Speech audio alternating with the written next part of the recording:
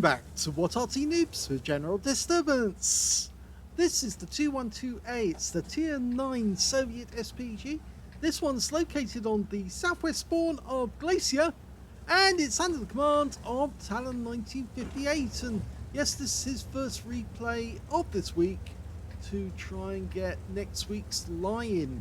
He actually won this week, so he had a nice Sunday. Angelina had to get up and chase after Remy.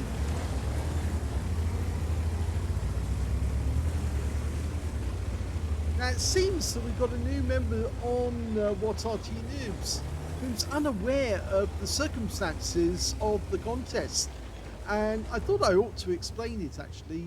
Remy is their 5-year-old boy. He's got non-verbal autism, but he absolutely loves Arty. He loves watching these battles on YouTube, and of course his mum and dad play Arty as well, and so he watches their videos. And oh, fantastic strike there, right onto the turret of a Progetto, and he got 411. Anyway, getting back to it, yes, Remy watches the videos, so he loves to see them, and of course the members of What Arty Noobs like to see the contest between talon1958 and of course angelina75 as they're trying to win the weekend lie-in. So whoever actually gets the best result of the week, and that's either the classification of tanker, what grade you manage to get. If you get a first class, you'll beat a second class or third class, or if you get an ace tanker, you win outright straight away. It also takes into account whether or not you get any other medals. So a first class on its own would actually beat a second class with a Confederate, but if that player happened to get another first class with a Confederate, then they would beat the person who only had a first class. Well, having difficulty here trying to resolve a shot onto that UDES. I think he's now decided he's going to go for these guys at the far end, letting it settle. Rounds out, looks good. Unfortunately, it hits the rock face instead. So they started the contest to just have a bit of fun, and I think everybody now watches it just to see who's going to get the weekend line, who comes up with the best result. And sometimes Angelina wins outright virtually straight away at the beginning of the week by getting an ace tanker, and the contest is all over. But just occasionally they both get a similar result, and if they both get, say, a first class with a Confederate, then it all goes down to the win 8. Oh, and that's a kill shot. He wiped out the Object 430U, took him out of the game, even though he was hiding behind that rock. This time round, the shell went right over the rock and right into his turret, and there wasn't much of his turret showing, to say the truth. So we'll watch it because it's a friendly contest between two Arty players, and they're both playing for fun. And what greater thing can you have than a pair of players who are actually enjoying what they do? And oh, another good shot into the fuel tank of the T95. Only 253 hit points from that one though, but the T95 does have a lot of hit points to play with. And that Kunstpanzer is now one shot. He's only got 33 hit points, and he's out the game from the UDES 15-16. So they're 4 up on the enemy at the moment, so it's a good game so far. Talon hasn't got a whole lot of hit points though so far collected. Ah, the Sheridan. Now he's going to back away after he sees these. Oh, he doesn't. In fact, he derps our UDES 15-16. We fire the round in. Oh, and another really good direct hit. It did stun our E3, but the Sheridan was wiped out. So it's 2 kills to Talon so far. 4 up on the enemy. He's waiting for the reload to go through. Standard reload, 37.39 seconds. Talon's got 30.11. Okay, that's a really difficult shot. Of course, he's got to get over the wrecked battleship. I think he might be trying to splash the guy instead. He's decided not to shoot because the Doom Turtle is getting very, very close, and he can hit that guy. Rounds out. Right on the engine deck again. Right on the fuel tanks again. So another really good shot. This time round he got it square on, and it was 469 hit points. The enemy's getting kind of desperate now. They're 5 down on the team, and we're almost loaded. That K91 PT is... Oh, he's goner. I thought for a second Talon was going to get another kill. There's only 4 enemies left. The Object 780 is up on the carrier. There's an IS-32 sitting back at the enemy cap area, and, well, Talon's going to hit him right next door to him, and he got stun assist as well just at the last moment. And there's the kill. So he's picked up all of that one in stun assist or actual damage, and that means now there's only 2 enemies remaining. The Object 780, who's up on the carrier, and their Arty, which is a 212A. Okay, so it's who's going to see the 780 first, but Talon's going to try and put a round into him. I think he's gone back up onto the carrier. I have a feeling he's gone back up. GW Panther didn't see him. Oh, he has seen him now. Now, can we put a round in there to stun him? Well, he dies before we can do anything else. And that is the end of the game because the 212A got wiped out. Here's the end of battle stats, and that was the second class tank of a talon1958 in the 212A. He got a bruise medal for getting at least 5 critical hits. In fact, he shows 4, but presume, well, it shows he must have got 5 critical hits, or it was 5 critical hits in a row. At least 5 times in the battle, it says. Injure crew members 5 times in the battle or modules. And his win rate in that one was 1,867, which is very good, but I'm afraid there was no medals with this one. And I think he got the second class, mainly because he collected a huge amount of stun assists right at the end of the game, which was useful. If we look at team score, we can see that he's actually about mid-table with 1,792 hit points. The high scorer was the T110E3 that he stunned. He got a Spartan and 3,743. The second highest damage was the T95 on our team. Our Doom Turtle got 3,470. And the third highest damage went to that Object 780, who got 3,251. When it came to kills, though, he's actually enjoyed second place because the top scorer was the EBR-105, got 3 kills. The E3 got 2, so did the T95, and so did Talon. And only 1 member of the enemy team managed to get more than 1 kill, and that was their 212A. And only 4 members of the team actually did get hits or kills on the enemy, and only 5 kills in total. When it came to base XP, he's actually in 5th place overall because the RU251 got 1,038, and I'm presuming that's mostly down to spotting. Well, 1,594 hit points of spotting and actual damage as well. So, yes, he was rather busy. 1,006 went to the T95. Those are the only 2 guys who managed to get over 1,000. The E3 got 997. The UDIS 1516, 819. And then we've got Talon with 810. He fired 8 rounds in the game, got 5 direct hits, no penetrations, but 9 splash. Damage of 1,792 hit points, all of it at more than 300 meters. Damage 5 of the enemy, killed 2, and did 980 hit points of stun assist of 6 stuns. He earned 32,642 credits from the game, 80,000 for completing a mission, 112,642 altogether, and after ammunition resupply, took away 97,362 credits profit, 1,215 XP, times 5 for the first victory, and took away 6,075 experience points altogether. Now, that's a quite reasonable start to the battle. It puts Talon in the lead at 2048 on the 21st of August, but I'm afraid he didn't stay in the lead for very long. Let's have a look at the second replay in this video. In the second replay, Angelina's in the GW Panther, the Tier 7 German SPG, on the north spawn of Serene Coast.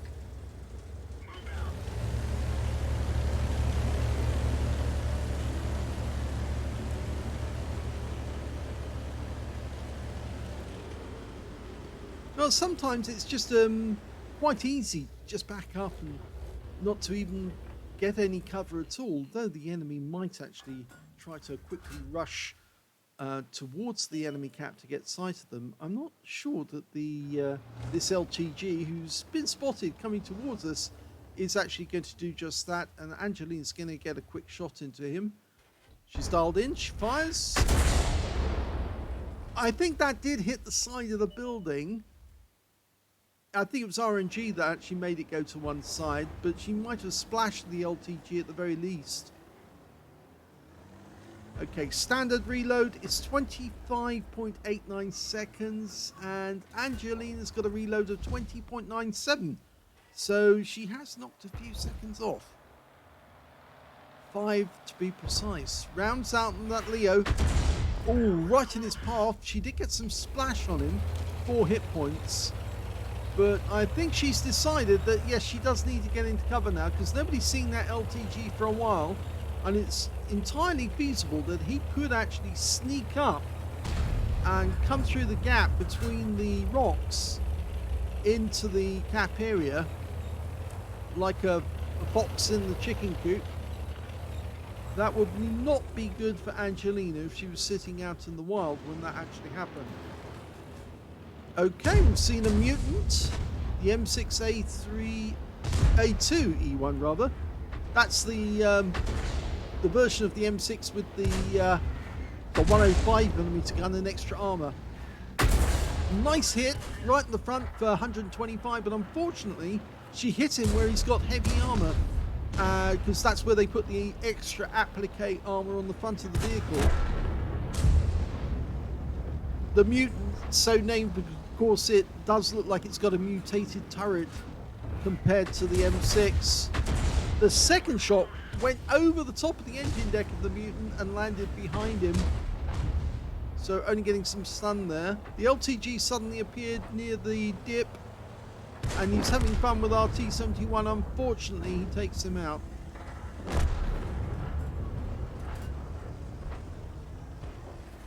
No, actually I think she's made the right decision. Pull back to these ones here, because it looks to me like they're being naughty. And that tells him off. 178 hit points with the hit directly on the turret. And that's going to make him think twice, because he's going to be stunned now. If he was going to try and do an end run around our guys, he's going to end up in a lot of trouble. In fact, he is doing the end run right now, and Angelina might see that because our E25 is seeing it. She's firing at the mutants. She hits the side of him, makes him a one shot. He's only on 23 and he goes down. That Skoda's still there. But he just got taken out by the E25, so that's good news. And now we're going for the Object 274A. We get a shot on him. Rounds out. Direct hit. 253. She got some stun assists straight away. And in fact, all the tanks except the AMX 1357 were wiped out on that side of the map. So Angelina can actually change position now and help her teammates. The worry is that LTG, who's actually in the dip, but I think the E25's seen him and says, right, I want a piece of him. And in fact, the E25 does kill the LTG. So there's only 6 left on the enemy team, and we've only seen 2 of them. Okay, she's ready to go. Looking towards the peninsula. There's an IS-2M out there somewhere. We can't see him at the moment, but I think that's because the Su-130PM is basically the only one on the peninsula. There is a tank destroyer nearby. I'm pretty sure that's the Striv, actually. And there we go. There's the IS-2M. Oh, good shot. She took him out. 143 hit points. And her first kill of the game. So all we've got left now is 5 enemies. We just saw the tracer from one of their Arties. They've got 2 GW Panthers. One of them is over here on this side of the map, but she can't tell precisely where. And there's the enemy E25. She's just dialing in. Rounds out. Looks good. Direct hit. 218 hit points. It didn't pen. It should have. It didn't pen, but it really did take away a lot of his hit points. He's not a happy bunny. He's pulled away. I think he suddenly realized, yes, he needs to get out of there quick. Because if he stays, he's going to get hit by Arty again. Somewhere over here is the enemy Arty. I think she's going to fire on the bush. Good idea. The shell lands to the left of the bush. The enemy Su-130PM has been spotted on the same side of the railway line as the E25, which does not bode well for the E25, because I think... Oh, but he did get taken out by the Striv S1 instead, so he could be seen across the water, because that shot came from the peninsula to take him out. Angelina's relocating, getting closer to the T-26E4. She's also avoiding any possibility of counter battery because they won't be looking for her over here. She's also getting better angles on the enemy.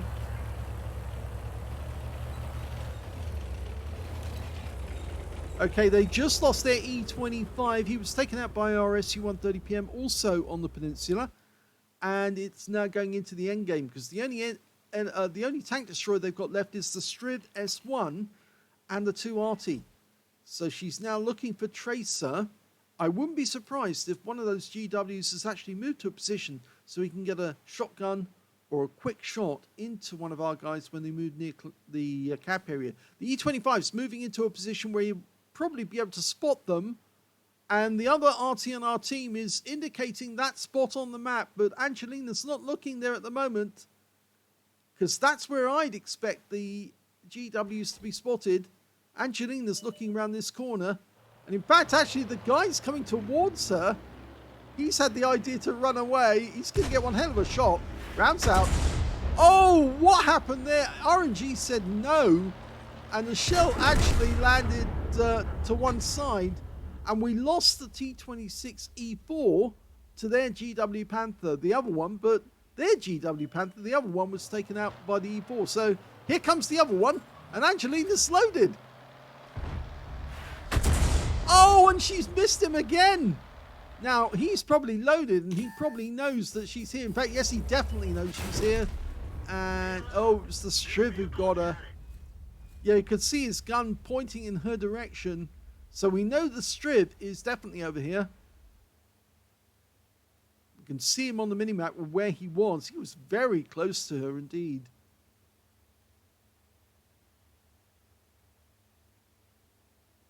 But it also tells our teammates where to look to find the last few enemy. And whilst one of our guys, the Striv S1, is sitting in the enemy cap to force them to come back. And, well, we can see the GW now. He's going to get taken out. There you go. And that's just the Striv S1. And the E25 is going in to do some damage. So is the Super Hellcat. And the Su-130PM is just repositioning.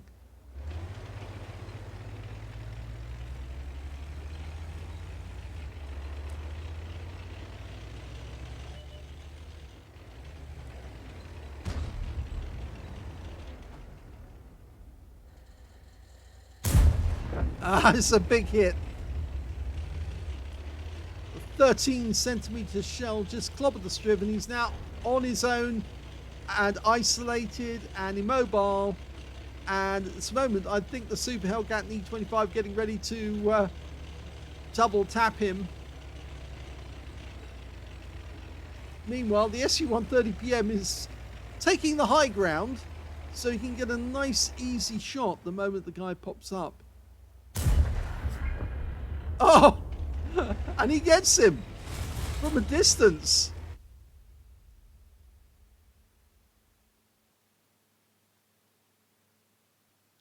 Here's the end of battle stats, and that was the second class tanker for Angelina in the GW Panther. She got a bruiser medal for getting at least 5 critical hits. In fact, in this one she got 10. But best of all, she got a Confederate as well, because she hit more of the enemy than anyone else on her team. At least 6 tanks subsequently taken out by other teammates. Her win rate was 1,798. If we look at Talon's figures, well, he had a higher win rate, but he didn't have that Confederate, and Angelina does, which means that she's definitely in the lead at this moment for next weekend's lie-in. Let's have a look at the team score and see where she was. Well, we can see she's again mid-table, but of course she's got the medal. 3,660 hit points was the high caliber for the SU-130PM. He picked up a tank sniper as well. And the second highest damage in the game actually went to the enemy SU-130PM with 3,221. Third highest damage in the game was the Striv S1 on the enemy team, the guy who actually killed Angelina, 2,802. Yes, so it didn't quite work out going down the side of the map that she intended to go, because of course the Striv S1 went that way as well. But she was correct in anticipating that's where the GW Panthers would end up going to relocate to avoid being killed near their cap. And I thought one of them might stay behind to try and ambush anyone who came up that route. But nope, they both relocated. They both came this way. It's just bad RNG that she didn't get 2 hits, because she would have got 2 kills if the shells had actually hit the target. Anyway, Angelina picked up 1,225 hit points in that one, which puts her a little way down the table, because she was beaten by 3 members of the enemy team and also by 6 members of her own team, which puts her in 10th place overall. When it came to kills, it was shared between the SU-130PM, the Striv S1, and the Striv S1 on the enemy team. All had 3 kills apiece. 2 kills went to the Super Pershing, the VK3002D, the E25, the 7032 on the enemy team, and their GW Panther, but Angelina only got the 1. But actually, that probably helped her to get the Confederate.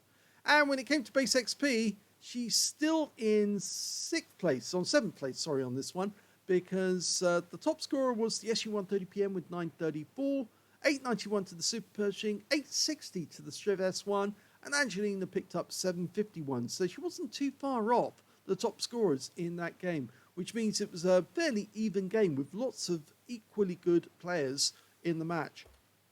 She fired 12 rounds in that game. She got 5 direct hits on the enemy, no penetrations, and 11 splash. Damage of 1,225 hit points, all of it at more than 300 meters. She did receive 1 hit. It was a penetration. It was from the Striv S1. It wiped her out. She also spotted 1 enemy vehicle, damaged 8 of the enemy, killed 1, so there's a 7 difference. There's where she got the Confederate. 971 hit points, a stun assist of 10 stuns. She earned 21,991 credits from the game, 30,000 for completing a mission, 51,991 altogether, and after repair and ammunition resupply, she took away 34,965 credits on a free-to-play account. 751 base XP, times 5 for the first victory, 376 for completing a mission, 4,131 experience points altogether. Yep, it is a nice Confederate. It puts her in the lead on the competition, so yep, Talon's going to have to come up with something better. He's going to have to work on it, and I'm sure he will as soon as he gets a chance to play. But it's nice to know that they're both submitting replays early on in the week, so they're actually getting a chance to play. And because before they were always so busy, they didn't really get a chance until the week was almost over, and then it was just too late to actually get some fun and get some practice and get a good result. But yep, so we're off to a flying start. If you enjoyed both these replays, please give this video a like. Do subscribe to our channel. Leave a little comment down below because it feeds the algorithm. And thank you for watching.